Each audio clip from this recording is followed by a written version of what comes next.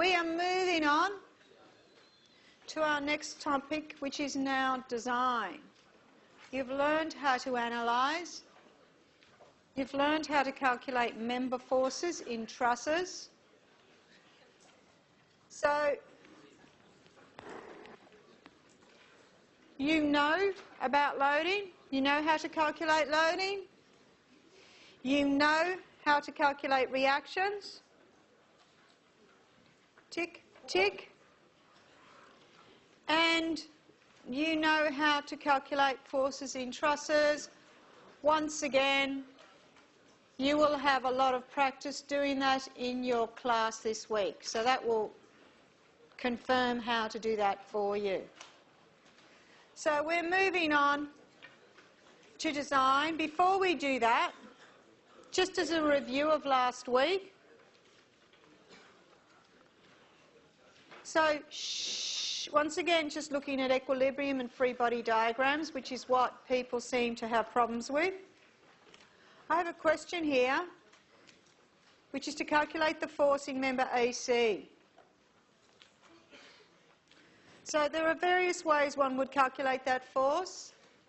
Do you know sound actually travels really well that way, and it travels really well this way as well? So I can hear you talking.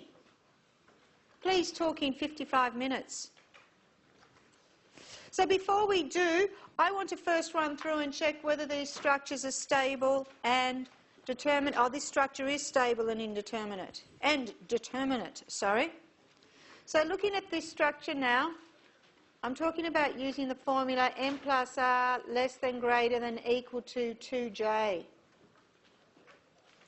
So in this structure here, m is the number of members, and a member runs between joints. So here we have 1, 2, 3, 4, 5, 6 members. M is equal to 6. R is the number of reactions. We have a pin support top and bottom. This is similar to the one we did last week. So R is 4, and J is the number of joints, 1, 2, 3, 4, 5. So in this instance here, when you do actually balance everything, you'd find M plus R is equal to 2J.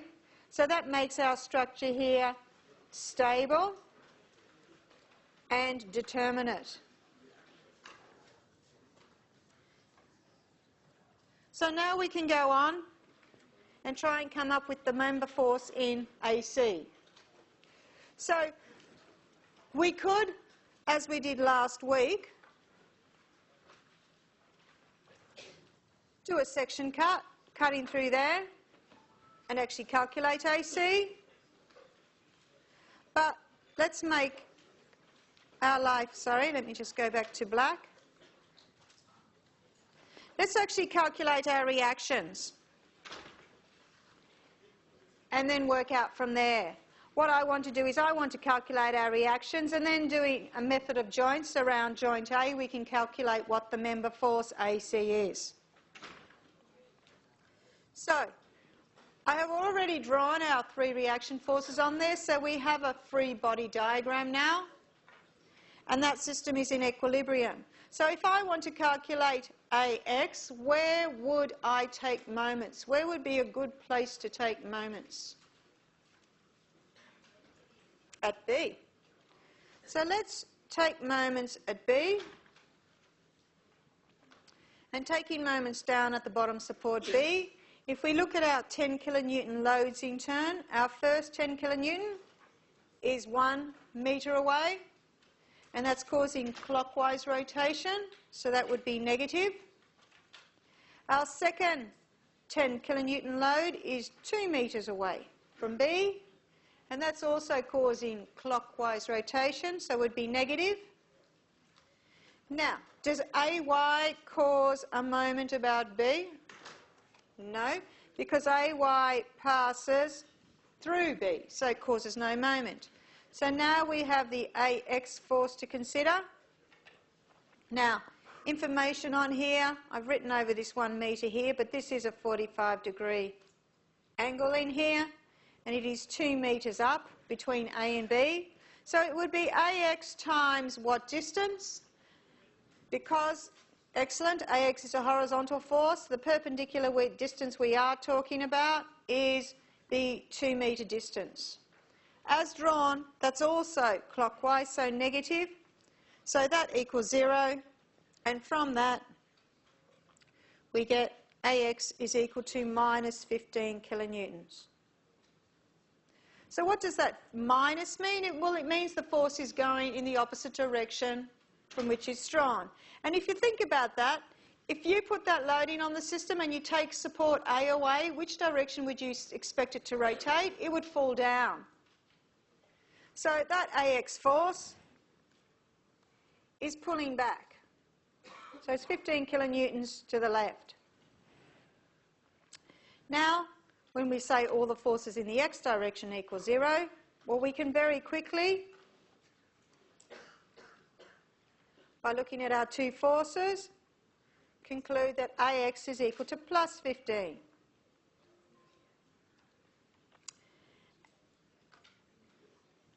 Now, in terms, sorry? AX? Oh, I should have written, sorry, BX, thank you. BX. Okay, so now, how do we calculate AY and BY? If we take moments at B, that doesn't give us AY. If we take moments at E, that gives us AX again. So it's a bit confusing as to what to do. So what you can do now is go straight to your method of joints. So if I now do, and I need another page, because as well as slowing down, I'm trying to be extra neat as well.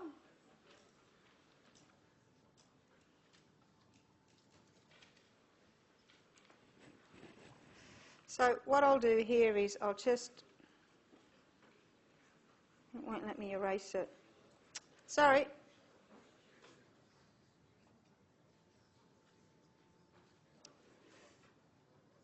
Okay. Why won't it let me erase it, the damn thing? I want to take all that inking off. Okay. No. Didn't I just click erase all on slide? Okay.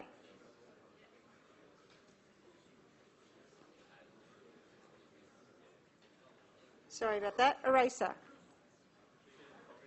Why won't it let me? Okay. Okay, thank you. So, what I need to do is here, I need to delete it. Thank you.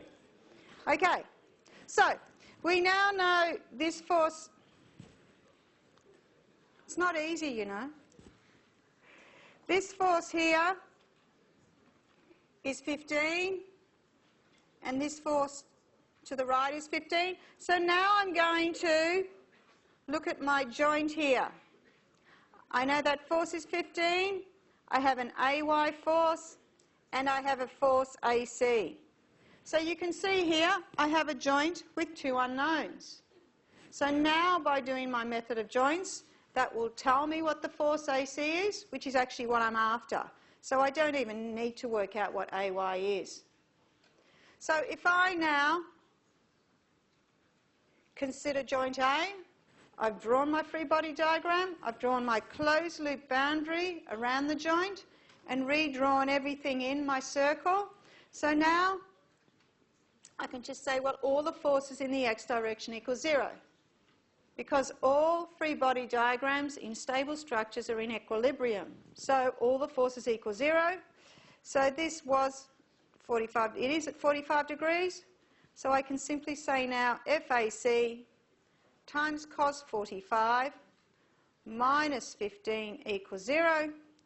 And from that, I get my FAC force, which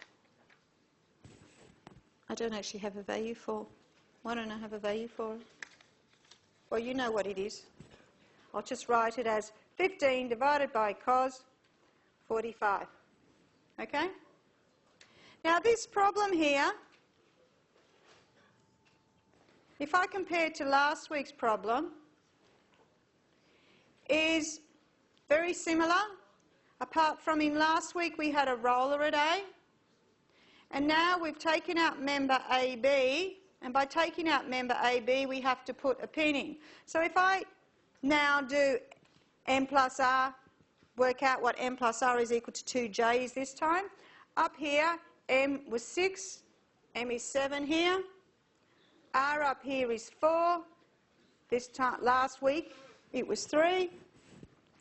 The number of joints in both are the same. So you can see here, both systems are stable and equilibrium. But when you take a member out, you have to put that extra restraint in. So in working out member AC, was it the same or different from last week? Look at those two diagrams. Would AC be the same or different? Last week we did a section cut through here and considered that as our free body diagram. If I do that section cut here, don't I have the same free body diagram? Yeah? So in actual fact, all the member forces are the same. The only difference is last week, the member force we worked out for AB would be equal to AY. Okay? Okay, so that's just a little bit of a, just to try and get you to think back to the method of joints. So in the method of joints, by considering each joint, you can work out the internal member forces. So what do we do with those forces? We are now going to look at design. We're going to calculate stresses. We're going to check if things will fail. So the objectives today, or this week, are to define what a stress and a strain is, to consider stresses in axially loaded members, to actually define some material properties we need and some geometric properties we need, define axial deformations, just to look at the difference between brittle and ductile structures, and very importantly, we're going to do some design. We're going to consider the strength of members under tension loading and what the strength of members under compression loading is. Because in a truss, members either experience axial tension or compression. So by the end of this topic, you will then be able to design all your members in your project. Because your members in your project are only experiencing axial tension or compression. Okay. So what are members that experience axial load? Well, we call them a strut or a column. Or if it's a tie, members that experience axial compression loading, we call a strut or a column, so not a pole or a stick, a strut or a column. Members that experience axial tension, we call a tie, so that's usually a cable structure. Now you can have these elements on their own, tie, struts, columns. They can act alone or as a component in another structural form, such as a truss. So here we have a column in compression, so we know here this member would be in compression. And of course I could draw the opposite, hanging down. And this member in this case here could be a tie because it would be experiencing pure tension. This here is an example of what you see on most of the roads in Melbourne where you have all your electricity poles. By the time you get to the end of the street and it finishes off, you'll see a rope at an angle tied to the ground. So in this instance here, if I call that A, B, C, member AC, stretching or squashing?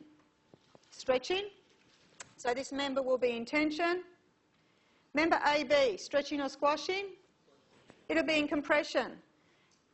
Hence why you get the concrete pole, I will call it a pole, the concrete strut there, and you get just the cable, the wire, holding it back.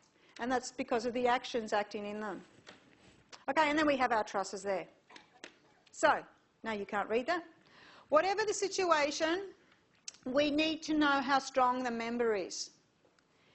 The strength of a member experiencing axial loading is defined by its stress. So we work out what the stress is in that member and we ensure it's not being overstressed. So what is stress? You've all done this, I think, in previous subjects. Stress is the intensity of force. It's a force divided by an area. And the units of stress are force on area. So for this subject, they could either be pascals, kilopascals, or they could even be pascals. So a pascal here is a Newton per metre squared. So it's very important now when you calculate a value, you put the unit after it. So you're not going to get it wrong if you put it in pascals instead of megapascals. As long as you define the unit, you'll be right. So again, stress is the intensity of force divided by, is the force divided by the cross-sectional area. Where the force is applied at the point of application, the stress is not necessarily uniform. It actually will spread. So at a distance here, that's usually similar to the width. So if I call that distance D, at a distance D, usually that load has actually spread itself out and formed a uniform stress distribution. So we assume the stress distribution to be uniform because along the majority of the length of the member, it is a uniform stress distribution. So the applied load, axial force, very quickly spreads through the member cross-section to form an internal uniform stress profile, which is why then we can define stress to be force divided by cross-sectional area.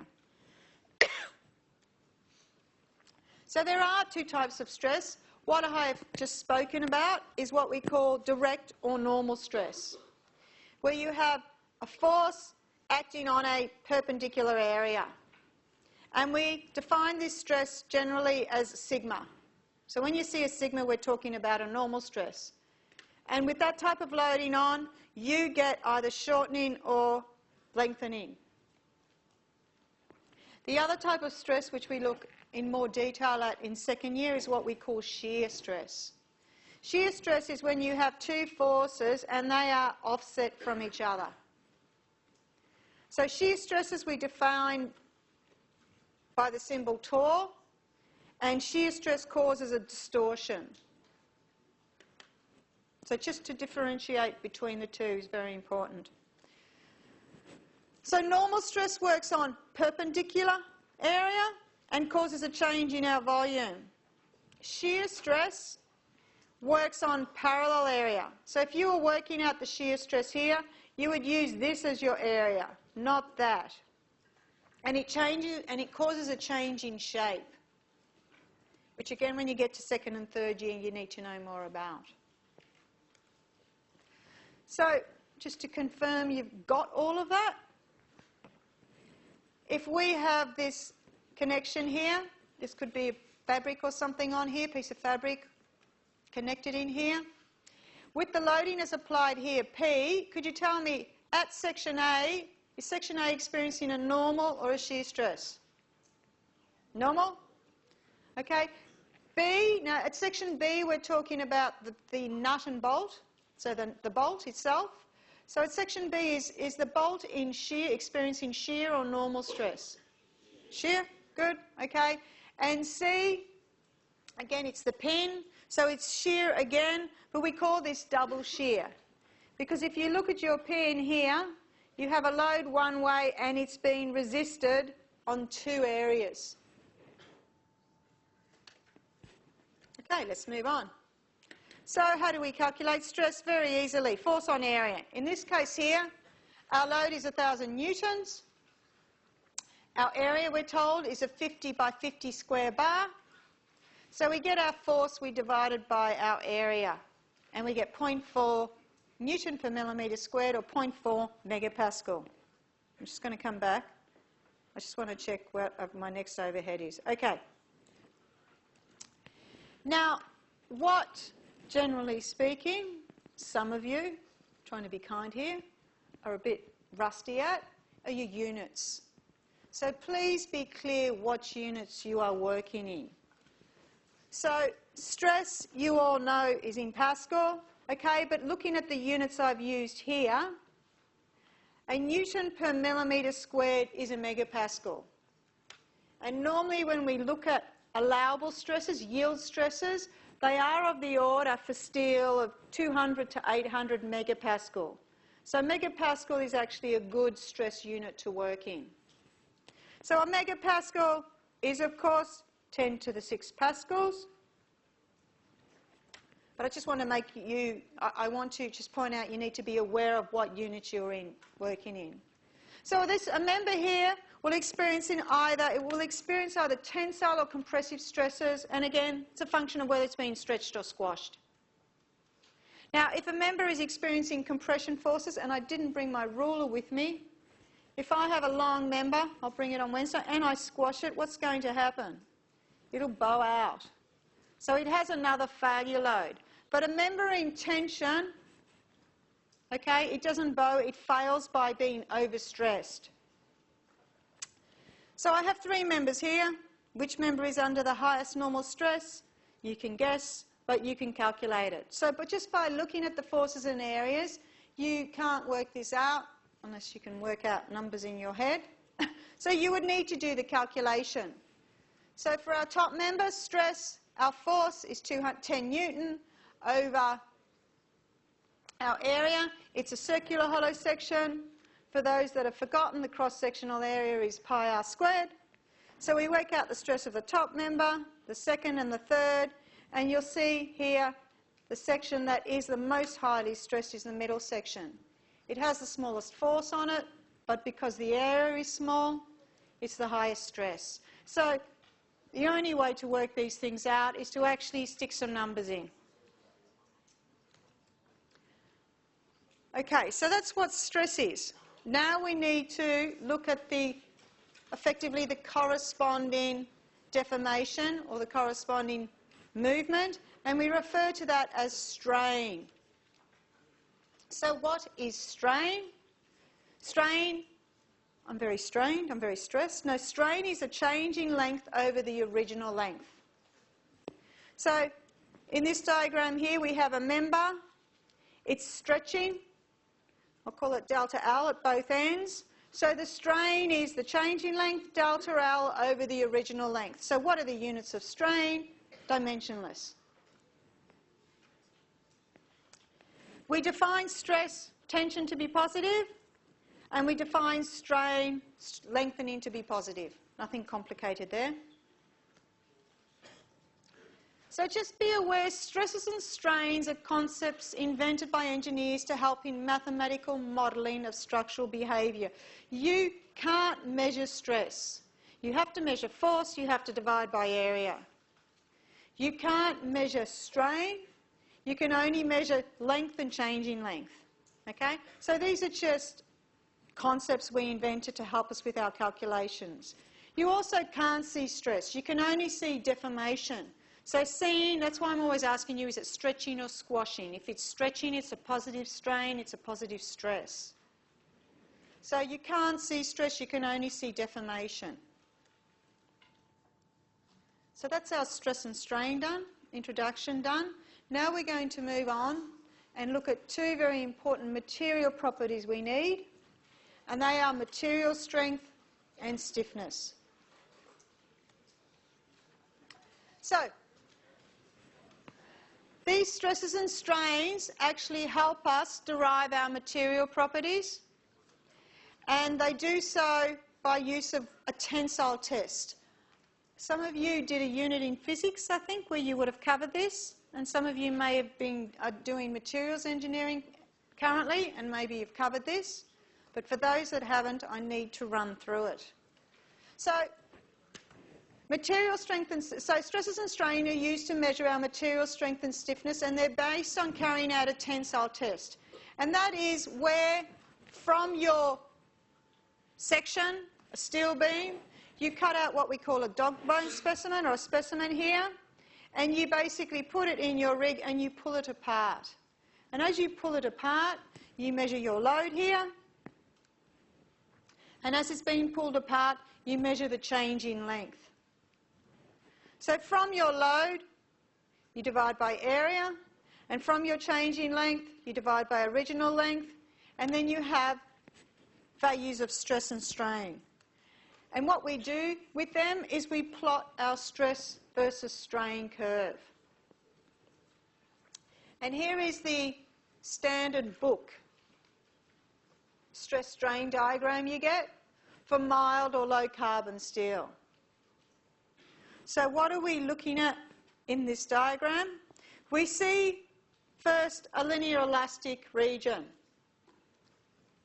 And most structural materials, steel, concrete, aluminium, brass, all have this linear elastic region, or near enough that we assume it to be linear elastic. So you load, you unload. You have a crowd on your floor, it squashes, the crowd goes home, it moves back to its original position. So in that linear elastic range, you get no permanent deformation. So in the everyday working life of a structure, you want to remain in that linear elastic range. So when you get an earthquake or a typhoon, that's when you go beyond that linear elastic range and you enter the plastic region. So what happens is you load it up, sometimes you get a peak here, sometimes it just flattens out, and you get what we call the yield plateau. And this is permanent deformation. So under constant load, so most of you, people assume when a load is reached, suddenly the thing collapses, okay? It snaps, it breaks. Now what happens is the structure continues to carry the load, but it starts yielding. So I always think of a red skin bar, because I love red skin bars. Well, I loved them when I was a kid. So on a very hot day, or any sort of caramel bar, on a very hot day, it's nice and soft and you can pull it. So it's carrying the load, it's just starting to stretch. Now, it forms this constant yield plateau, and then what happens, it starts increasing in strength. And this we call the strain hardening region. And this strengthening occurs because of a dislocation of movement within the crystalline structure of the material.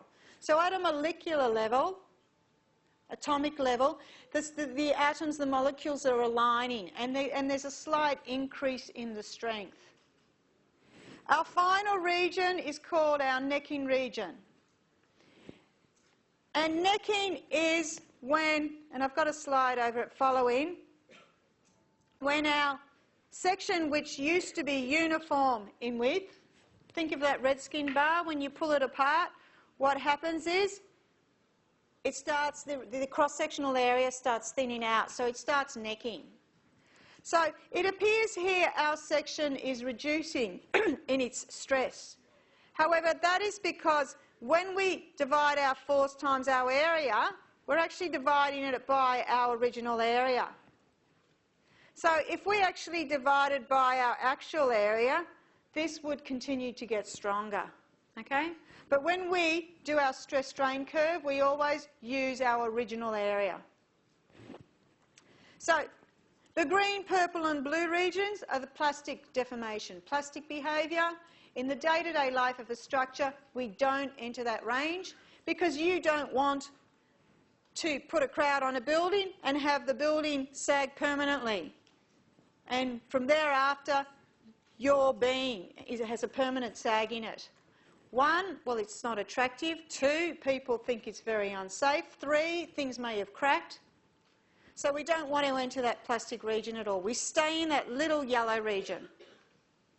So the yield stress generally represents an upper limit of the load that can be applied in a structure in its daily working life.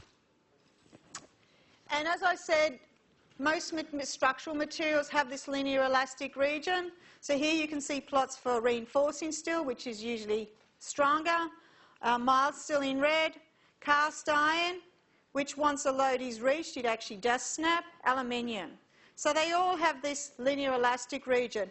And what we want to do is we want to know what the slope of that curve is.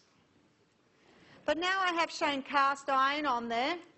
I want to first mention the difference between a ductile and a brittle material, or your red skin bar that's been left out in the sun, or the red skin bar you've pulled out of the freezer. Now we all know when we pull it out of the freezer, we can snap it. So our bar is brittle now. When it's left in the sun, it's ductile. So most materials in structural engineering exhibit linear elastic behaviour at low loads, after which their behaviour is non-linear. Steel is ductile, cast iron is brittle. As I said back here, there is no plastic region in here. It snaps. So that in effect is what ductile and brittle is. In brittle, when you get failure, you get sudden catastrophic failure. So what does it mean? Brittle failure here, your rupture stress is your yield stress. There is no warning of failure, there is no redistribution of loads. And that is why we don't use cast iron nowadays. In a ductile material, there's warning of failure because the structure starts moving around before it fails. Particularly in boats. Boats creak a lot. And that creaking is an indication of movement, and when it starts creaking too much, you can probably guess that you've got failure occurring. So loads can redistribute. So in a boat, the loads are moving around and in the end it will collapse, but there's warning of failure. So ductile failure is preferred. Most structural materials are ductile. We don't often use glass as a structural material. We can, but we don't often use glass because what happens when glass gets overstressed, it shatters. It's a ductile material. So steel and aluminium are ductile. Cast and wrought iron and glass are brittle. Concrete is brittle. So why do we use concrete? We actually design with reinforced concrete, not just concrete. Concrete on its own can't carry tension forces very well. It will snap. So when we design in concrete, we actually have reinforcing bars in the zone that we expect tension to be in. And those tension forces are being carried by the steel. So reinforced concrete is a ductile material. In terms of the failure, for a brittle material, when you get failure, I said it actually snaps suddenly, so you get no necking at rupture. So here you have a brittle failure, and here you have ductile failure. So in ductile failure, you can see the necking occurring in here, and the failure is by slipping between the planes. Whereas in a brittle material, the failure is by breaking of the bonds between the atoms. In a brittle material, the ultimate rupture stress is the yield stress. In a ductile material, you get your ultimate stress region. If I draw that stress strain curve again, okay, your failure load is your ultimate stress, and your yield stress corresponds to where you change from linear elastic to plastic behaviour. Okay, so now you know what stress is, you know what strain is, tick tick, you know the difference between brittle and ductile. Let's look at Young's modulus or material stiffness E. So you'll use E in everyday life as an engineer. All materials have this linear elastic range. However, the slope of that line varies. And the slope of the line is defined by E or Young's modulus. So every material has its own stiffness or springiness. If I get different materials in here, all of the same shape, I get steel, I get plastic, I get foam, and I pull them, they all will stretch different amounts. And that is defined by Young's modulus, or we call it E. Why is this stiffness so important? Because, well, one, we need to ensure different materials are compatible and share load in the same way, such as concrete and steel in reinforced concrete. And two, depending on the modulus, things will deflect different amounts. If I have a beam made out of steel and the same beam made out of plastic, you know if you step on the plastic one, it will deflect a lot more. And that is because its Young's modulus is a lot lower. Where do we get E from? We get it from a tensile test. So E is the slope, shown in red here, of that linear elastic region. So we get our tensile test and we fit a line of best fit to that linear region, and that gives us an E value. That E is constant for each material.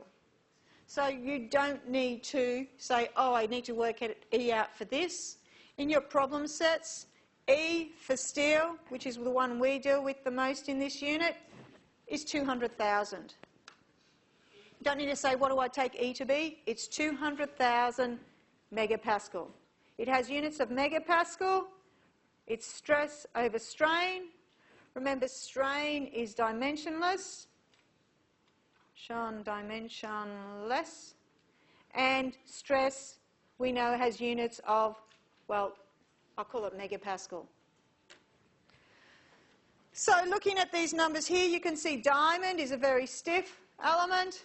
Rubber, as you would expect, is very flexible. Concrete, less stiff than steel. So normal stress is proportional to normal strain in the elastic region. So here is our equation linking our strains and stresses and Young's modulus. And E is the slope of our stress-strain diagram. So this, in effect, is what you know, which is what you've done in physics, is Hooke's law. Force is proportional to deformation. F is equal to KD, or I think you all know it as F is equal to KX. So it is in effect the same formula. Robert Hooke, who was a physicist, architect and engineer, was the first person to note this. I won't say that, but that's the Latin. Does anyone learn Latin? As the extension, so the force. Okay? Or force is proportional to deformation.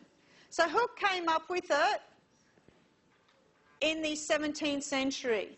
The first structure was not engineered until slightly before. There was a couple of structures before the Eiffel Tower. The Eiffel Tower, which was built in 1899.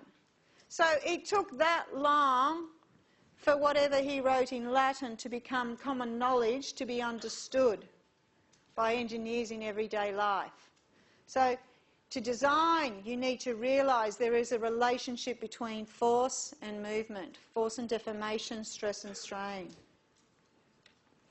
So let's now do an example.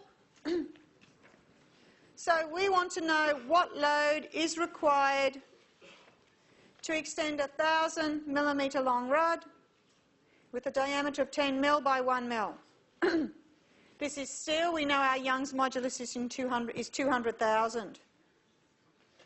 So we want to extend it by 1 mil. So our strain there is changing length over original length. Then we know that stress on strain is equal to Young's modulus.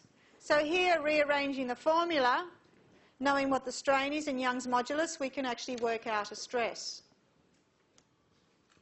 And then finally, knowing the area, well, force, we know a stress is a force on an area also, so we can work out what the force is. So you have a 100 metre long, think 10 millimetre diameter rod. We want to stretch it by 1 mil. We need to hang the equivalent of one big car from it to make it stretch 1 mil. So steel is relatively stiff as a material.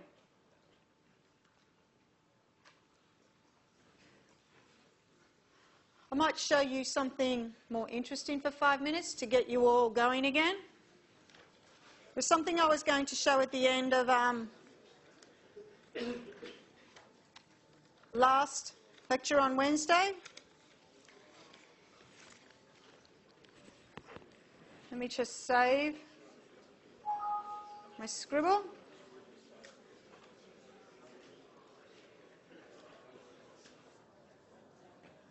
Again, as I say, when I tell you about these things, they're not necessarily brilliant structures, but in their own way they are. So probably none of you have heard about the transmitting station in Rugby in England. Utilitarian structure, nothing glam about them, so you wouldn't have known anything about them. These were radio transmitter towers. They are 250 metres high, and they have these guy ropes on them at 5 points supporting them. Now last week I looked at height to weight ratios, or weight to height ratios. So for the, for the pyramid, remember for the pyramid, hang on. I think for pyramids I said the weight to height ratio was about 42,000. And then I said for the Eiffel Tower, it was about 22.5. If you actually look here at the weight to height ratio here, ignoring the guy ropes, I suppose, your weight to height ratio here is less than 1.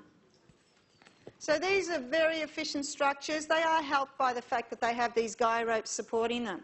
So these were built in 1926, and when built, they were the most powerful in the world. They were the most powerful radio transmitters in the world, and it was actually these that were used to radio telephone from England to the USA for the first time. So historically, these are quite important. This is where the first radio transmission between England and America came to be.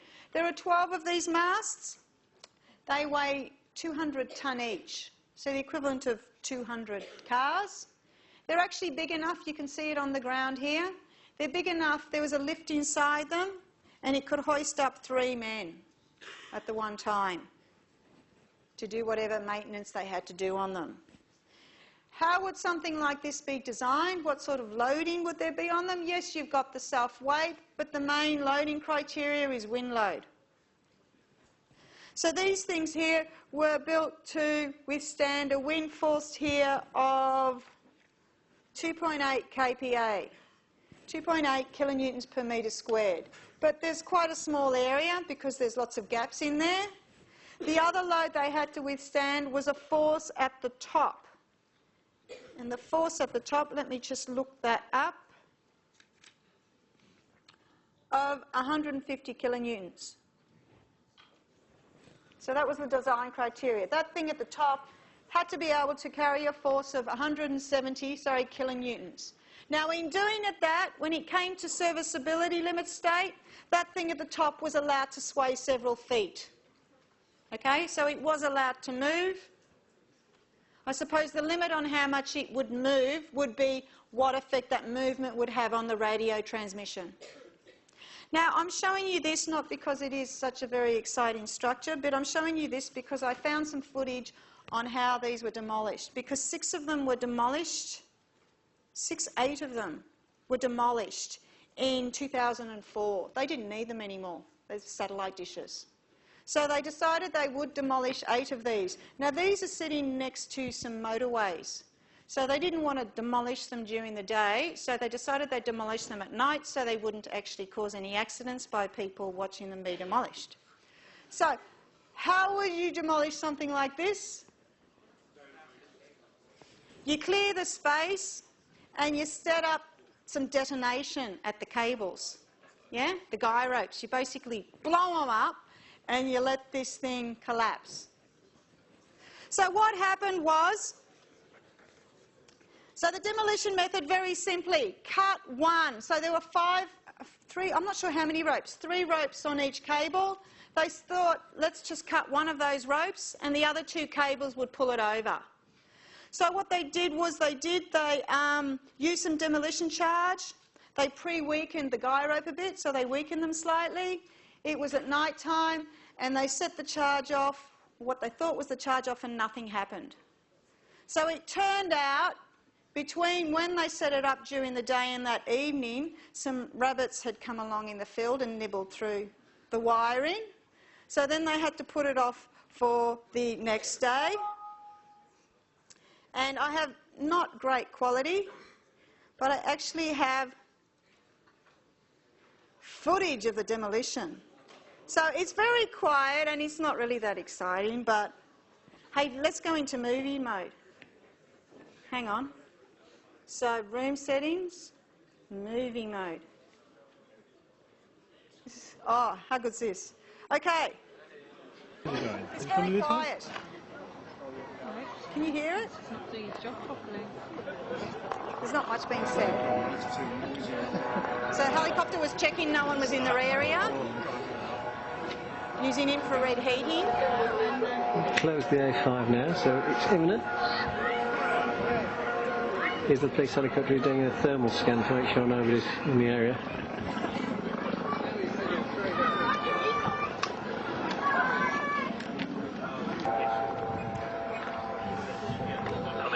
Got to wear your hard hat.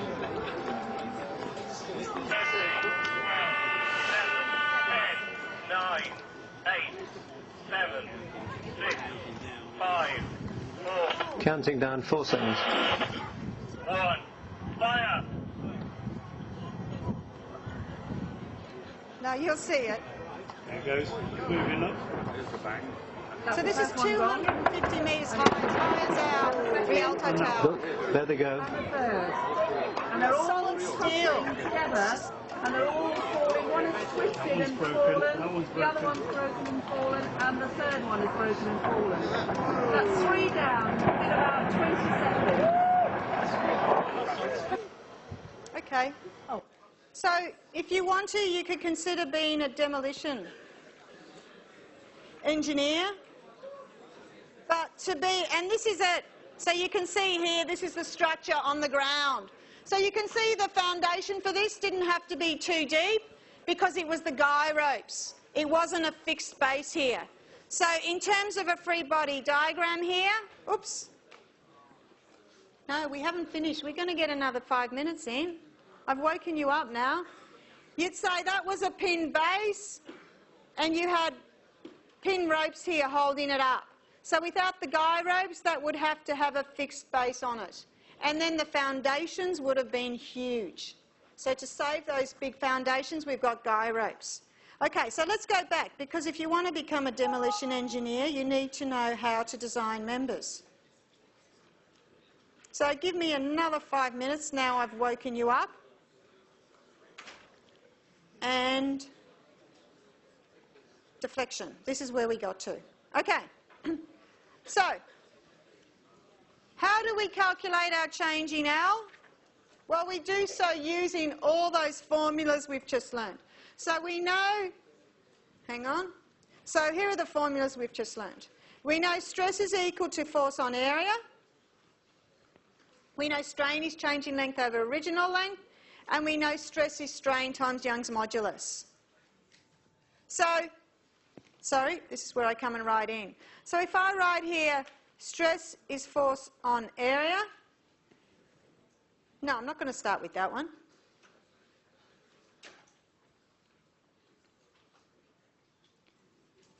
I'm going to start with strain. Strain is stress on Young's modulus. Happy with that? Instead of stress now, I'm going to write force on area. And then I put my E value in there. And then this is equal to strain, changing length over length. So using this relationship here, I can rearrange it and come up with a relationship very quickly between my load, my length, the area, and Young's modulus.